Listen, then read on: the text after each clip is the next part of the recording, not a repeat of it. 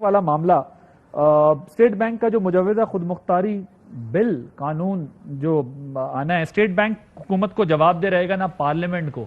یہ مجھے بتائیے گا، یہ جو ٹوٹل انڈیپینڈنس ہے اسٹیٹ بینک کی، حکومت سے اسٹیٹ بینک کو منتقل ہو جائیں گی، پاور آ جائے گی اس کے پاس. اپوزیشن تو یہ کہہ رہی ہے آپ نے آئی ایم ایف کی وجہ سے جو ہے وہ اداروں کو گروی رکھ دیا ہے اور اسٹیٹ بینک جو ہے وہ آپ کے ہاتھ سے نکل جائے گا، پارلیمان کا سب کا کنٹرول چلا جائے گا اس کے ہاتھ سے. یہ تنقید آپ کی حکومت کے اوپر ہو رہی ہے.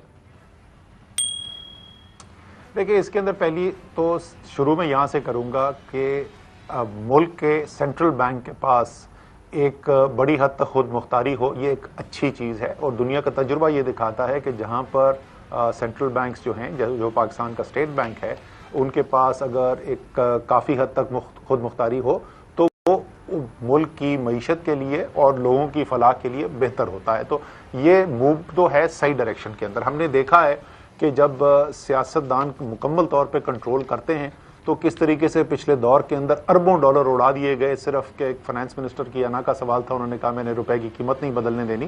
اور اب کی ان کی اپنی حکومت ہوتے ہی جب فائنانس منسٹر بدلے اور اسحاق ڈار کی جگہ مفتاح اسماعیل آئے تو انہوں نے فوری طور پر اس پالیسی کو ترک کر دیا اور روپے کی قیمت نے گرنا شروع کر دیا. لیکن یہ اس میں کوئی شک نہیں، یہ کتنی اہم جب قانون سازی ہوتی ہے تو اس میں بحث طلب اور ایک سے زیادہ رائے ہوتی ہے. کتنی آٹونومی ہونی چاہیے، اس کی اکاؤنٹیبلٹی کی شکل کیا اختیار کرنی چاہیے، کیا جو اس کے ہدف ہیں وہ صرف افراط زر کا کنٹرول ہونا چاہیے یا اس کے اندر جو ہے ملک کی معیشت کی نمو جو ہے اور روزگار جو ہے اس کو بھی دیکھنا چاہیے. اور اس قسم کے پہلو جو ہیں وہ بحث طلب ہیں. میرے خیال میں یہ اسمبلی کے فلور پہ جائے گا. میں نے پہلے بھی کہا تھا کمیٹی کو ریفر ہوگا. فیض اللہ کموکا اس کی فائنانس کی کمیٹی کے چیئر ہیں اور میں نے پہلے بھی کہا تھا، دوبارہ میں یہ کہوں گا، ان کو اس کمیٹی کے اندر وہاں پہ ظاہر ہے ساری سیاسی پارٹی کے لیڈرز تو ہوتے ہی ہیں، ریپرزینٹیوز وہاں پہ بیٹھے ہوتے ہیں، اس کے اندر فارمر فائنانس منسٹرز ہیں اور اہم عہدوں پہ جو لوگ رہ چکے ہیں وہ اس فائنانس کی کمیٹی کے لیڈر ہیں. میں صرف مکمل کر لوں، ان کے علاوہ میرے خیال میں جو معیشت کے ایکسپرٹس ہیں پاکستان میں، خاص طور پہ مانیٹری پالیسی پہ جنہوں نے زیادہ کام کیا، ان کو بھی اس فائنانس کمیٹی میں بلانا چاہیے اور سب بحث ہونی چاہیے. اور دیکھیں ایسا قانون بننا چاہیے جس کا بشمول تمام ماہرین کے جو سمجھیں کہ ہاں واقعی میں یہ صحیح بیلنس ہے. ٹھیک، ویسے پروپوز کیا کیا آپ لوگوں نے؟ دیکھیں پروپوز تو وہ پوری آپ نے پڑھ لیا ہے، اس کے اندر جو میکنزم دیا ہوا ہے اور جو چیزیں دی ہوئی ہیں اس کو میں اس پہ کامنٹ کرنے سے اعتراض کرتا ہوں، کیونکہ بہتر یہ ہے کہ گورنر سینٹرل بینک یا فائنانس منسٹر جو ہے وہ جو پوائنٹ آف ویو ہے اس کو ٹھیک طریقے سے ایکسپلین کرے. وہ جب ہر شخص بولنا شروع ہو جاتا ہے نا تو اس سے کنفیوژن ہی پیدا ہوتا ہے. ویسے اس پہ آپ کی رائے کیا ہے جو کچھ بھی پروپوز کیا گیا؟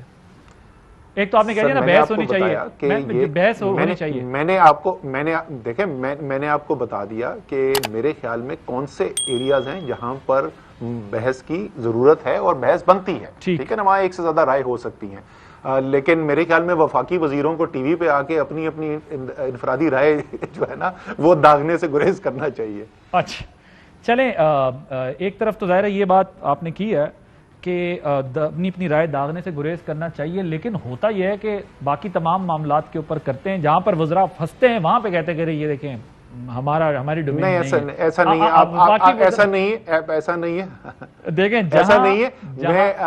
آپ میرے پرانے جتنے مرضی بیان اٹھا کے دیکھ لینا، تو میں کبھی بھی جو میں نے میٹنگ کے اندر پوزیشن لی ہوئی ہوتی ہے وہ کبھی بھی میں ٹی وی پہ آ کر نہیں بولتا کہ نہیں میں نے تو اس میٹنگ میں یہ کہا تھا. یہ ٹھیک نہیں ہے. کلیکٹو ڈیسیشن میکنگ ہوتی ہے، اس کا مطلب جو وہاں پہ قانون رکھا ہوا ہے اسد عمر اس میں برابر کے شریک ہے. بالکل ٹھیک. سر بتائیں مہنگائی کا کیا کریں گے؟ 15.3% پر پہنچ گئی ہے. گزشتہ ہفتے بھی مہنگائی جو ہے وہ 0.6% اضافہ ہوا. یہی صورتحال رہی رمضان میں کیا ہوگا؟ باقی بھی باتیں ہوتی ہیں، چینی چلی گئی، گندم نہیں ہے.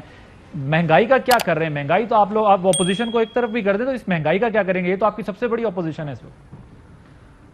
ہے ہی صرف سب سے بڑی نہیں، اپوزیشن ہی صرف یہ ہے. باقی تو وہ کیا میں نے ٹویٹ میں کہا تھا پی ڈی ایم تباہ دے، تو وہ تو فارغ ہیں، وہ اپوزیشن نہیں ہے. اپوزیشن ہے ہی یہی جو لوگوں کی فلاح کے لیے کام کرنے ہیں، جو مہنگائی کے اوپر کام کرنا ہے.